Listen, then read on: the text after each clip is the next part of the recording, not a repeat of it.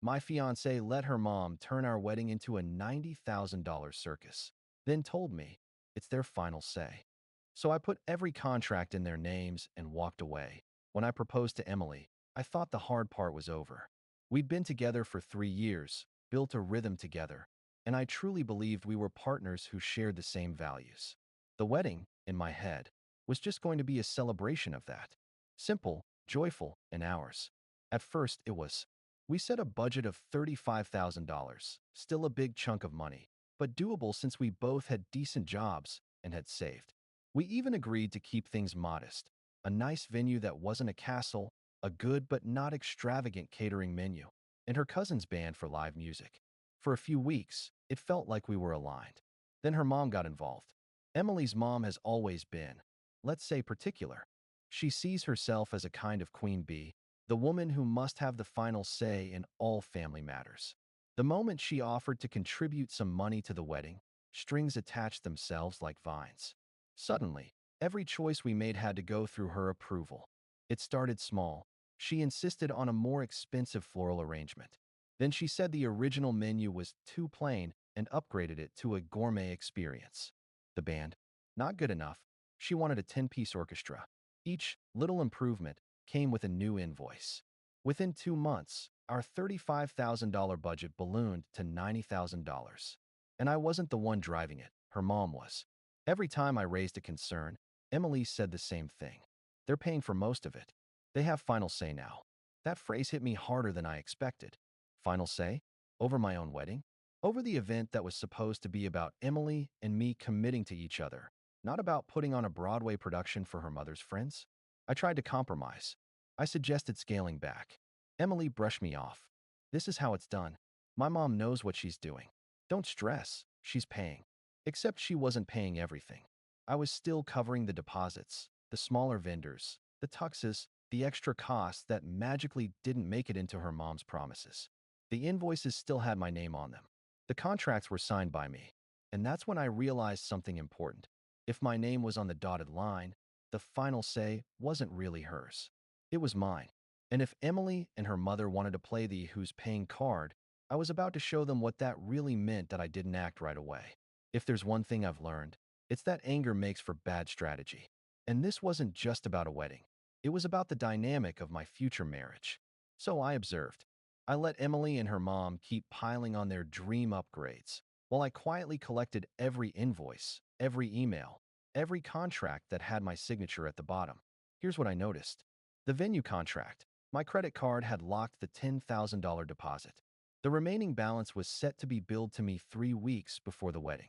The catering contract, same story. My account, my billing info. $22,000 in food and service, because Emily's mom decided no one eats chicken at a wedding. The entertainment contract. I had signed for the orchestra with an inflated price tag that could have covered our original music plans 3 times over. Florals, photography, rentals, all linked back to me. In legal and financial terms, I wasn't just a groom. I was the owner of the wedding. Every night, Emily gushed over how magical the day would be thanks to her mom's vision. I tried, gently, to ask where we fit into that vision. She would roll her eyes, kiss me on the cheek, and say, "You worry too much. It's going to be perfect." Except it wasn't perfect. It was a hijacking. One night, after another argument where Emily told me flat out that her mom's money, her mom's rules, were final, I stayed up late going through my filing cabinet. I pulled out every wedding contract, flipped through them, and realized something beautiful. Contracts can be reassigned. A week later, I scheduled meetings with each vendor. Venue, catering, orchestra, florist, photographer. One by one, I explained that due to family financial restructuring, the responsible party would now be Emily's mother. I had her full legal name, her address, and her phone number. I transferred billing authority to her across the board. Some vendors required signatures, but since Emily's mom loved to be in control, I had no doubt she'd be happy to sign when presented with final say. By the end of that week, I was no longer financially tied to the wedding. Every contract had her mom's name on it. The beauty of it? Emily didn't notice. She thought I was just finally relaxing and letting her mom handle things. She wasn't entirely wrong. The breaking point came 2 weeks later. Emily and her mom sat me down to reveal a surprise. They had added a horse-drawn carriage and a fireworks display because apparently this wasn't just a wedding, it was a royal coronation. The new total? Close to $100,000. Her mom clapped her hands together like a proud general announcing victory. Emily beamed at me. See? Isn't it incredible? I smiled. Calm. Even. It's definitely something. Inside, I was counting down the days. The day Emily finally found out was almost cinematic. Her mom called me in a panic. The venue is demanding my signature on the final balance, but I don't have an account with them. I said, calmly, you do now? Remember, you wanted final say. Silence on the line. Then shouting. Then Emily calling me minutes later, furious. Why would you do that? She demanded. I reminded her of her own words. They're paying for most of it. They have final say now. You twisted that, she shouted. No, I said. I respected it. Within 24 hours, Emily's mom realized she was the legal and financial engine of a six-figure wedding train she had built herself. And vendors? They don't care about family drama. They care about payment. Her mom begged Emily to get me back on board. Emily begged me to reconsider. I told them both the truth. This stopped being our wedding a long time ago. It became her show. I'm not paying for tickets to watch. Emily cried, swore she'd fix it, but it was too late. I'd already drawn the line. The wedding didn't collapse overnight. It staggered. The florist pulled out when her mom didn't pay the revised invoice. The orchestra canceled after their second deposit went unpaid. The caterer gave a 2-week deadline before cutting service. Suddenly, all those upgrades looked less like dreams and more like debts. And me? I slept better than I had in months. Because for the first time, the wedding was no longer a fight I was trapped in. It was a mirror. A mirror showing Emily exactly what her future with her mom pulling the strings would look like. The only question left was whether she'd see it before everything burned down. Update 1 that the first cracks appeared faster than I expected. 3 days after the final say revelation, Emily stormed into my apartment unannounced. I had moved back into my own place temporarily, something I justified as needing quiet for work. Truthfully, I just needed distance from the circus her mom had created. Her makeup was smudged, her hair unbrushed.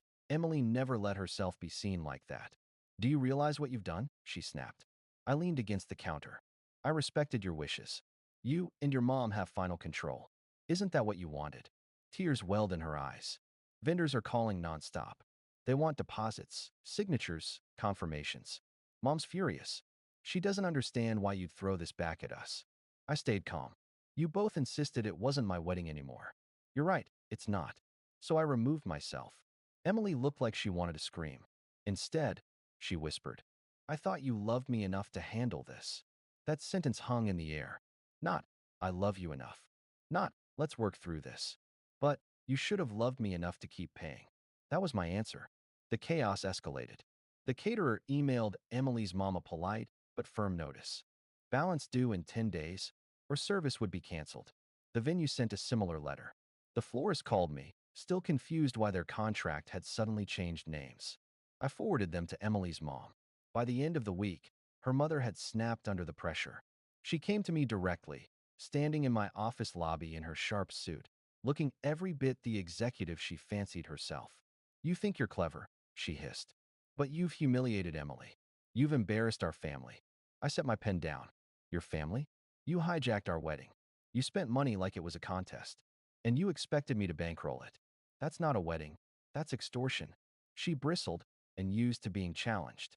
Do you have any idea how this makes us look? Yes, I said simply. Like exactly who you are. Security escorted her out. That night, Emily called again. Her voice was softer now, almost desperate. Please, just talk to me. Mom's out of control. I know that. But we can fix this. You and me. I wanted to believe her. I really did. But I couldn't forget how easily she had thrown me under the bus when her mom dangled final say in front of her. I couldn't forget how she laughed at upgrades I never wanted, never asked for, never approved. So I told her the truth. We can fix us, maybe. But the wedding? That's dead. She sobbed. If there's no wedding, what does that mean for us? I didn't answer. She already knew. The real kicker came a week later. Emily's sister reached out to me. She'd always been the quieter one in the family, less flashy, more grounded. She invited me for coffee, saying she needed to clear the air. When we met, she slid a folder across the table. Inside were screenshots of texts, Emily and her mom mocking me, calling me cheap, saying I was lucky they were elevating me into their circle. One line from Emily cut like glass. If he really loved me, he'd pay anything. Men who say no are weak. Her sister shook her head. I couldn't let you walk into this blind. I don't agree with them. They don't respect you. Not the way they should. I thanked her, walked home in silence. And that night, I poured myself a drink and stared at the engagement ring sitting in its little velvet box. The truth had finally crystallized. I wasn't walking into a marriage. I was walking into servitude. And I was done. 2 days later, I invited Emily to meet at the park where we'd first talked about marriage. She showed up looking hopeful, wearing the scarf I once said was my favorite. I didn't drag it out. I told her calmly, clearly, that the engagement was over. She broke. Tears, denial, bargaining, the full spectrum. She clutched at my hands, begged me to reconsider, swore she'd cut her mom out. I'll cancel everything. We'll start fresh. Please, just don't leave me. I wanted to feel sorry for her. Part of me did. But another part remembered those words in black and white. If he really loved me, he'd pay anything. So I stood firm. I love you, but I won't buy you. And I won't buy your mother's approval. That's not marriage. I slipped the ring box into her palm, closed her fingers around it, and walked away. The aftermath was immediate. Emily's mom called, threatened lawsuits, claimed I'd ruined Emily's reputation. But legally, I was clean. I hadn't broken contracts. I'd reassigned them to the party who insisted on control. I hadn't stolen or defrauded anyone. I'd simply stepped aside. The vendors didn't care who paid, only that someone did. And when Emily's mom didn't deliver, the wedding collapsed like a house of cards. Friends who had been dazzled by the spectacle started whispering about how reckless it had all been. Some even reached out to me privately, saying I'd dodged a bullet. As for Emily, she went quiet. No more late-night calls. No more pleading texts. Just silence. Sometimes silence says more than words ever could. The irony? I didn't feel bitter. I felt lighter. For the first time in months, I could breathe. Because I realized something important. Sometimes walking away isn't about weakness. It's about strength. The strength to say, this is not love. This is not respect. And I won't live like this. And maybe, just maybe, that's the only kind of strength that really matters. Final update that it's been about 4 months since I walked away from Emily at the park with the ring in her hand. I thought the fallout would be explosive, but what came after was quieter, sharper, and somehow heavier. For the first few weeks, I expected drama. Screaming voicemails. Angry texts. Maybe her mom trying to storm into my workplace again. But instead, I got silence. Almost eerie silence. Emily disappeared from my orbit. No calls. No appearances. Just gone. I should have felt relief, and at first I did. But then the curiosity set in. What had happened on their end? The answers came piecemeal, from mutual friends who couldn't resist gossip. Apparently, the collapse of the $90,000 dream wedding became the talk of their town. Vendors were furious, some demanding fees from Emily's mom for cancellations. Guests who had booked travel arrangements were out money. Family members who had been bragging about the upcoming spectacle were humiliated when the invitations quietly expired. And Emily? She'd been left to pick up the pieces of her mother's disaster. One of Emily's closest friends reached out to me privately. She said Emily had spent weeks crying, telling people she just wanted the fairy tale, and never realized how much she was leaning on me until I was gone. At first, I brushed it off as manipulation by proxy. But then she said something that stuck. She's not angry at you. She's angry at herself. She knows she let her mom ruin it. She knows she picked her side, and she lost you for it. That sentence landed differently. Not because it made me reconsider, I didn't, but because it confirmed what I already suspected. Deep down, Emily knew. She knew she'd traded partnership for performance, respect for appearances, and she was paying the price. Meanwhile, her mom was still trying to spin the narrative. She told people I'd abandoned Emily at the altar, which was funny since there was no altar. She claimed I had been stingy and immature, not ready for a real marriage. But the vendors knew the truth. The contracts had her name on them, not mine. The invoices were addressed to her address, not mine. One florist even posted on social media about a certain family who had wasted everyone's time and stiffed them. The post went semi-viral locally. and though no names were mentioned, everyone knew. Suddenly, Emily's mom wasn't the picture of respectability. She was the woman who tried to throw a $90,000 wedding on someone else's dime and failed spectacularly. I heard she even had to dip into her retirement savings to pay off some of the cancellations. That was never my goal, but I won't lie. It felt like poetic justice. And me? I leaned into my work. I traveled. I started saying yes to things I'd put off for years because wedding planning had consumed my life. A hiking trip with friends, a weekend coding retreat, even a solo vacation to the coast, where I sat on the sand with nothing but a book and realized I hadn't felt that free in years. Some people told me I was cold for walking away so cleanly. But the truth is, love without respect is a prison. I didn't want to be someone who learned that lesson 20 years into a marriage with kids, lawyers, and shared property. Better to learn it now. Still, there were moments where the sadness crept in.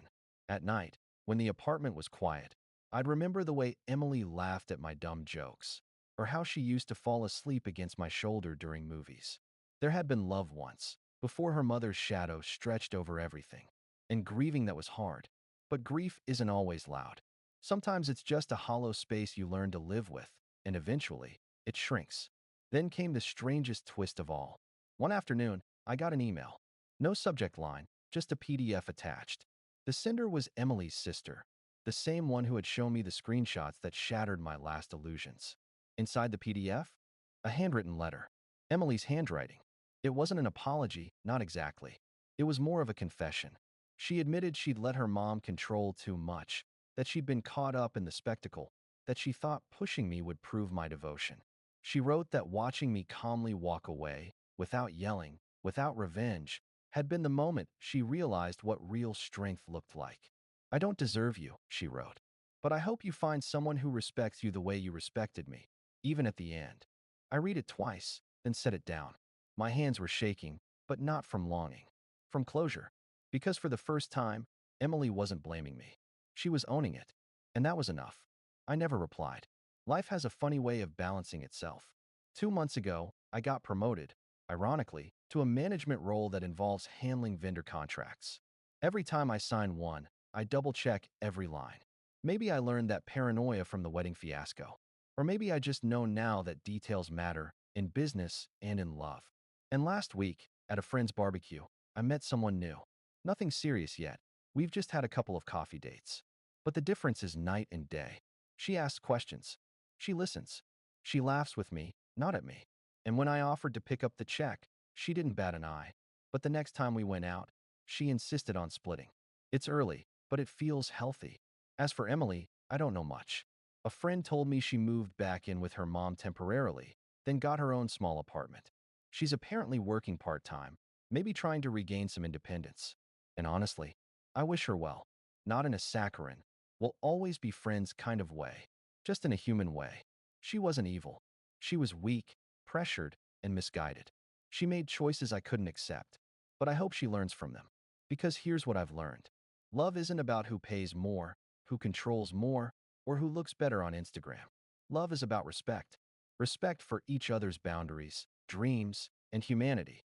Without that, you don't have a marriage, you have a performance. And I don't want to live on a stage. So that's where I'll leave it. No fairy tale ending. No triumphant revenge. Just a man who walked away, found peace, and learned that sometimes the strongest word in any relationship is also the simplest. No.